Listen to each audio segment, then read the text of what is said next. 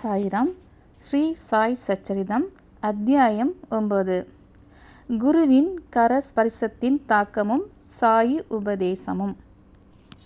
ஓம் சாய்ராம். சாய் சச்சரிதம் அத்தியாயம் 9. குருவின் கரஸ்பரிசத்தின் தாக்கமும் சாயி உபதேசமும். சர்க்குருவின் கரஸ்பரிசத்தின் ஆற்றல் மிகவும் ஆச்சரியமானது. நெருப்பால் நஷ்டமாகாத சூட்சம சரீரம் குருவின் ஸ்பரிசத்தால் நொடியில் நஷ்டமாகிவிடும். பல பிறவிகளின் பாவங்கள் முழுவதும் நஷ்டமாகிவிடும். தார்மீக மற்றும் திவ்ய தத்துவத்தை வெறுப்பவர்கள் கூட திறமாகி விடுவார்கள். சாயிபாபாவின் தரிசனத்தால் தொண்டை உணர்ச்சியால் அடைத்துவிடும். கண்ணிலிருந்து கண்ணீர் பெருகும்.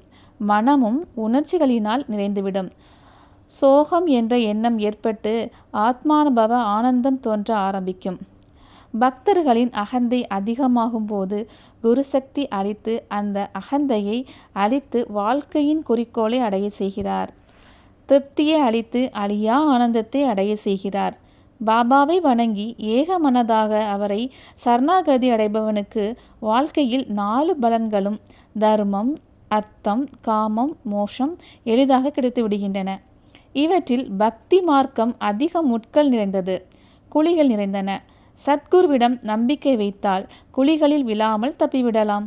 அவர் சொற்படி நடந்தால் வாழ்க்கையின் குறிக்கோளை எளிதாக அடைந்துவிடலாம். பக்தர்களின் நன்மைக்காக சாய்பாபா கூறிய ஆறுதல் வார்த்தைகள். என் பக்தர்களின் வீட்டில் தானியம் மற்றும் துணியின் குறைவே ஏற்படாது. என்னை சரணடைபவர்கள் மற்றும் முழு மனதுடன் என்னை வழிபடுபவர்களின் நன்மையையே நான் எப்பொழுதும் நினைத்து கொண்டிருப்பேன். கிருஷ்ண பகவானும் கீதையில் இதையே கூறியிருக்கிறார். உணவிற்கும் உடைக்கும் அதிகமாக கவலைப்படாதே. எதையாவது கேட்க விரும்பினால் கடவுளை கேள்.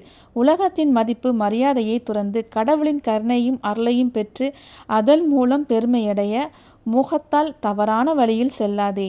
உனது இஷ்ட தெய்வத்தை திடமாக பிடித்துக்கொள். இந்திரியங்களையும் மனதையும் கடவுள் சிந்தனையில் ஈடுபட செய்.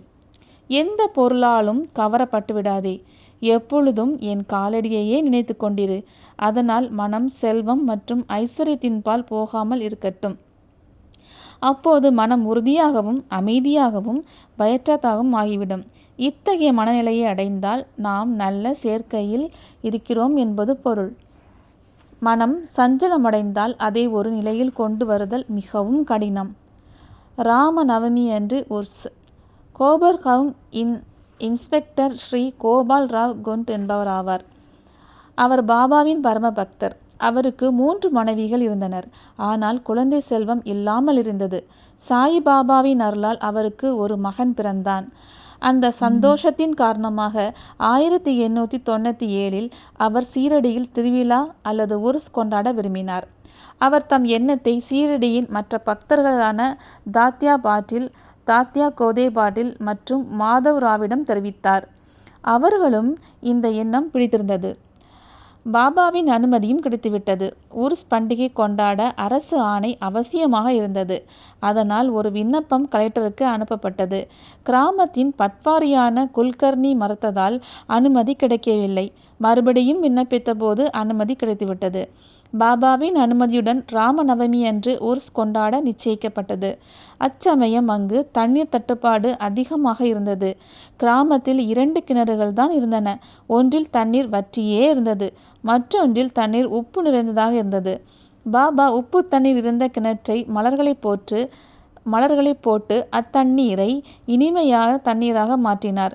ஒரு கிணற்று தண்ணியால் எத்தனை பேர் பயன்பெற முடியும்? ஆதலால் தாத்யா பாட்டில் தண்ணீரை வெளியிலிருந்து கொண்டு வர ஏற்பாடு செய்தார். மரம் மற்றும் மூங்கில்களால் சிறிய கடைகள் அமைக்கப்பட்டன. படகுகளுக்கு ஏற்பாடு செய்யப்பட்டன. கோபால் ராவின் நண்பர் தாமு அண்ணா காசர் என்பவர் அகமத் நகரில் வசித்து வந்தார். அவருக்கும் குழந்தை இல்லாமல் இருந்ததால் கவலையில் இருந்தார். பாபாவின் அருளால் அவருக்கும் ஓர் ஆண் குழந்தை பிறந்தது. ஸ்ரீகுண்ட் அவரிடம் கோயிலுக்கு ஒரு கொடி அளிக்குமாறு கூறினார். ஒரு கொடி ஜாகிர்தாரான ஸ்ரீ நானா சாஹிப் நிமோன்கரும் கொடுத்தார். அந்த 2 கொடிகளும் கிராமத்திலிருந்து ஊர்வலமாக துவாரகமாயி சென்று பாபாவால் அழைக்கப்படும் மசூதிக்கு எடுத்து செல்லப்பட்டு அதன் மேல் கட்டப்பட்டன. இந்த விழா இன்றும் நடந்து வருகின்றது. சந்தனக்கூடு உற்சவம். இந்த திருவிழா கோர்ஹால் என்ற இடத்தை சேர்ந்த முஸ்லிம் பக்தரான ஸ்ரீ அமீர் சக்கர் தலால் என்பவரால் அறிமுகம் செய்து வைக்கப்பட்டது. இதுபோன்ற திருவிழாக்கள் சித்திகள் பெற்ற முஸ்லிம் யோகிகளின் மரியாதைக்காக கொண்டாடப்படுகின்றன. சந்தனம் மறைக்கப்பட்டு அதுவும் சந்தன ஊதுவத்திகளும் தட்டுகளில் நிறைக்கப்படும். லோபான் வாசனை பொருட்கள் எறிவிடப்படும். அவைகளை எடுத்து கொண்டு மசூதியை அடைந்ததும் ஊர்வலம் முடியும். சந்தனம் வேப்ப மரத்திலும் மசூதியின் சுவரிலும் பூசப்படும். இந்த உற்சவம் முதல் 3 வருடங்கள் ஸ்ரீ அமீர் சக்கர் நடத்தி வந்தார். பின்பு அது அவர் மனைவியால் தொடரப்பட்டது. இவ்வாறு இந்துக்கள் மூலம் கொடியும் முஸ்லிம்களால் சந்தனக்கூடு உற்சவமும் ஒன்றாகவே நடந்து வந்தன. இந்த வழக்கம் இன்றும் இருந்து வருகிறது. திருவிழா ஏற்பாடு. ராமநவமி இந்துக்களால் மிகவும் விரும்பப்படும் ஒரு பண்டிகையாகும். அதற்காக வெளிவேளைகளில் தாத்யா பாட்டிலும் உள்வேளைகளை ராதா கிருஷ்ணமாயி என்ற பாபா பக்தையும் கவனித்து வந்தனர். உற்சவ காலத்தில் அவர் வீடு விருந்தாளிகளினால் நிறைந்திருக்கும். எல்லோரையும் கவனிக்கும் பொறுப்பு அவருடையதுதான். இதை தவிர பண்டிகைக்கான எல்லா பொருட்களை கவனிக்கும் பொறுப்பும் அவருக்கு தான் இருந்தது.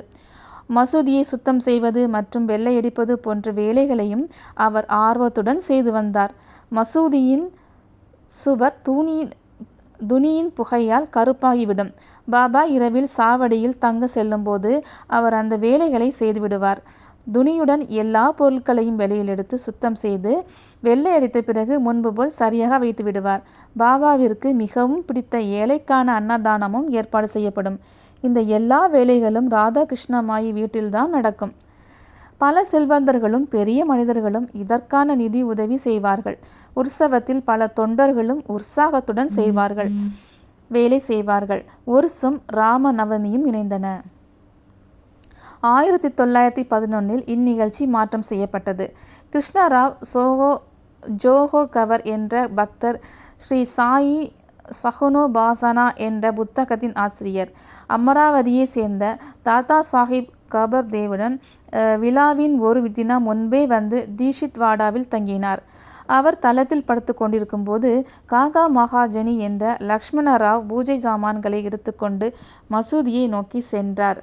அவர்கள் இருவரும் உர்சும் ராம நவமியும் ஒரே நாளில் கொண்டாடுவதன் நோக்கத்தை பற்றி பேசிக் கொண்டிருந்தார்கள். ராமநவமி இந்துக்களின் முக்கிய பண்டிகை. ராமநவமி பண்டிகையை ஆரம்பித்தால் எவ்வளவு நன்றாக இருக்கும். காகா மகாஜனிக்கு இந்த எண்ணம் வரவேற்கத்தக்கதாக இருந்தது. ஹரிக்கதை சொல்பவர்கள் கிடைப்பதுதான் மிகவும் கஷ்டமாக இருந்தது.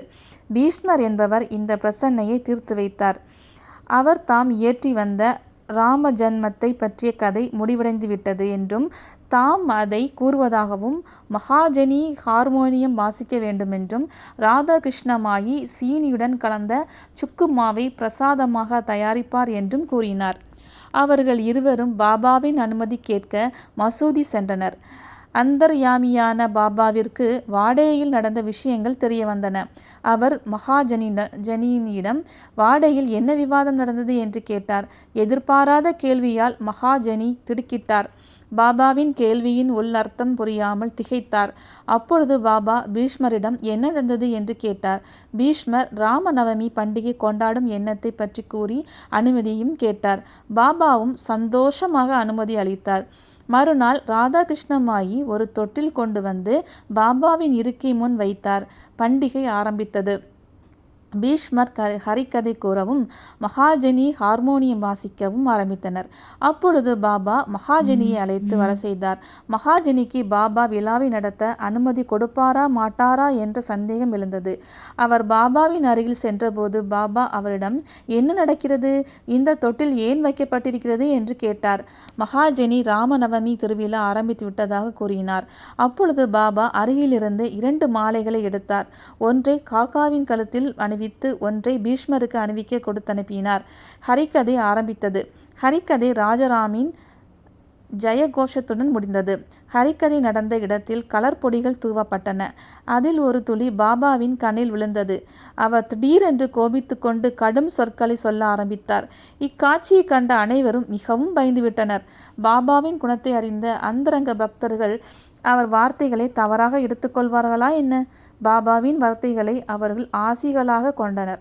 அன்று ராமர் பிறந்த நாள், ராவணன் அழிந்த தினம், அகம்பாவம் மற்றும் தீய செயல்களை உருக்கொண்ட அரக்கர்கள் அழிந்த நாள் அன்று பாபாவிற்கு கோபம் வருவது இயற்கைதான். பக்தர்கள் திகைத்து நின்றனர். ராதாகிருஷ்ணமாயும் பாபா தொட்டிலை உடைத்து விடுவாரோ என்று பயந்தாள். அதனால் அவள் காகா மகாஜனியை அத்தொட்டிலை அங்கிருந்து அகற்றுமாறு கூறினாள். ஆனால் பாபா மகாஜனியை தடுத்துவிட்டார். சிறிது நேரத்திற்கு பிறகு பாபா அமைதியடைந்தார். அன்றைய தின பூஜையையும் ஆர்த்தியையும் தடையில்லாமல் நடந்தேறின. அதன் பிறகு மகாஜனி பாபாவிடம் தொட்டிலை எடுக்க அனுமதி கேட்டபோது பாபா விழா முடியவில்லை என்று அவரை தடுத்துவிட்டார். மறுநாள் கோபால் காலா உற்சவம் கொண்டாடப்பட்டது. அதற்கு பிறகு பாபா அந்த தொட்டிலை எடுக்க அனுமதி அளித்தார்.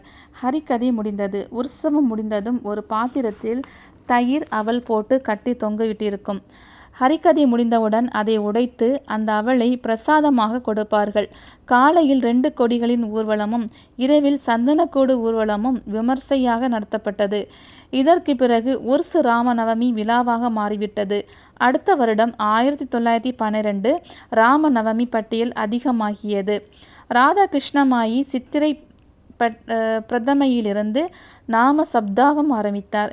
இடைவிடாமல் வாரம் முழுவதும் கடவுளின் பெயரை உச்சரிப்பதுதான் நாம சப்தாகம். எல்லா பக்தர்களும் இதில் கிரமமாக பங்கேற்றனர். அவரும் காலையில் பங்கேற்பது வழக்கம். நாட்டின் எல்லா பாகத்திலும் ராமநவமி கொண்டாடப்பட்டு வருகிறது. ஆதலால் அடுத்த வருடம் மறுபடியும் ஹரிக்கதை கூறுவதற்கு ஆள் கிடைப்பது கடினமாகியது. உற்சவத்தின் முன்பே அந்த பிரச்சனை தீர்க்கப்பட்டது. 5-6 நாட்கள் முன்பு ஸ்ரீ மகாஜனி பாலா புவாவை எதிர்பாராமல் சந்தித்தார். புவா சாஹிப் நவீன துக்காராமாக கருதப்பட்டார். அந்த வருடம் ஹரிக்கதை அவரிடம் ஒப்படைக்கப்பட்டது. அடுத்த வருடம் 1913 சத்தாராவை சேர்ந்த பாலா புவா சாதகர் பிரக்ஷஸ்தி கவடே கிராமத்தில் பிளேக் நோய் பாதித்ததால் அங்கு ஹரிக்கதை நடத்த இயலாது போயிற்று. அந்த வருடம் அவர் சீரடி வந்தார். காக்கா சாஹிப் தீஷித் அவர் ஹரிகதை செய்ய பாபாவிடம் அனுமதி வாங்கினார். பாபா அவருக்கு நிறைய பரிசுகள் கொடுத்தார். 1914 பாபா ஹரிகதை பிரச்சனையை முழுவதுமாக தீர்த்துவிட்டார். அவர் அந்த வேலையை நிரந்தரமாக தாஸ்கானுவிடம் ஒப்படைத்துவிட்டார். ஊர்வலம் மற்றும் உற்சவ காரியங்களில் இந்துக்களும் முஸ்லிம்களும் ஒன்றாகவே சேர்ந்து வேலை செய்தார்கள் என்பது குறிப்பிடத்தக்கது. இன்று வரை அதை பின்பற்றி எந்த விவாதமும் ஏற்படவில்லை. மசூதியில் மாற்றம். உர்ஸ் மற்றும் திருவிழா கொண்டாடும் எண்ணம் முதலில் கோபால் கொண்டிற்கு வந்தது போல் மசூதியை புதுப்பிக்கும் எண்ணமும் அவருக்கு தான் வந்தது. அதற்காக அவர் கற்களை சேகரித்து தரவாரியாக பிரித்து வைத்தார். அந்த வேலை நானா சாஹிப் சாந்தோர்களுக்காகவே இருந்தது. தளம் போடும் வேலை காகா சாஹிப் தீக்ஷித்திற்கு கொடுக்கப்பட்டது. முதலில் பாபா இவ்வேலைக்கு அனுமதி அளிக்கவில்லை. ஆனால் அங்கேயே இருந்த பக்த மகசாபதியின் வேண்டுகோளால் பாபா அனுமதி கொடுத்தார். ஒரே இரவில் மசூதியின் முழு முற்றமும் தயாராகிவிட்டது. அதுவரை பாபா ஒரு கோணி துண்டத்தில்தான் அமர்ந்து வந்தார். அந்த கோணி துண்டை அகற்றிவிட்டு சிறிய படுக்கை விரிக்கப்பட்டது. 1911 மண்டபமும் சரி செய்யப்பட்டது. மசூதியின் முற்றம் மிகவும் சிறியதாகவும் வசதி இல்லாததாகவும் இருந்தது. காக்கா சாஹிப் தீஷித் அதை பெரிதாக்கி அதன் மேல் கூரை போட நினைத்தார். தேவையான பணம் செலவழித்து இரும்பு தூண்கள், கம்பிகள் போன்றவற்றை வாங்கப்பட்டு வேலை துவங்கப்பட்டது. இரவு பகல் வேலை செய்து பக்தர்கள் இரும்பு தூணை பூமியில் இறக்கினார். மறுநாள் பாபா சாவடியிலிருந்து திரும்ப வரும் வழியில் அந்த தூணை பிடுங்கி எறிந்தார். அவர் மிகவும் கோபம் கொண்டார். ஒரு கையால் கம்பிகளை பிடுங்கினார். மறு கையால் தாத்தியாவுடைய தலைப்பாகையை எடுத்து நெருப்பிட்டு குழியில் ஏற்றிவிட்டார். கோபத்தின் காரணமாக பாபாவின் கண்கள் நெருப்பை போல் சிவந்தன. அவரை ஏறெடுத்து பார்க்கும் துணிவு யாருக்கும் ஏற்படவில்லை. என்ன நடக்குமோ என்று எல்லோரும் பயந்தனர். பாபாவின் குஷ்டரோகி பக்தர் பாகோஜி சிந்தே தைரியத்துடன் முன் வந்தார். அவரையும் பாபா கீழே தள்ளிட்டார். மாதாவராவும் அதே நிலை ஏற்பட்டது. பாபா அவர்கள் மேல் செங்கற்களை எடுத்து வீச ஆரம்பித்தார். அவரை அமைதியடைய செய்ய சென்ற எல்லோர் நிலையும் ஒன்றாகவே இருந்தது. கோபம் அடங்கிய பின் பாபா ஒரு கடைக்காரரை அழைத்து ஜரிகை தொப்பி ஒன்று வாங்கி தம் கையாலேயே தாத்யாவிற்கு அணிவித்தார். அது அவருக்கு விசேஷ மரியாதை கிடைத்தது போலிருந்தது. அந்த விசித்திரமான காட்சியைக் கண்டு பக்தர்கள் வியப்படைந்தனர். பாபா எந்த காரணத்தினால் கோபமடைந்தார் என்பது யாருக்குமே விளங்கவில்லை.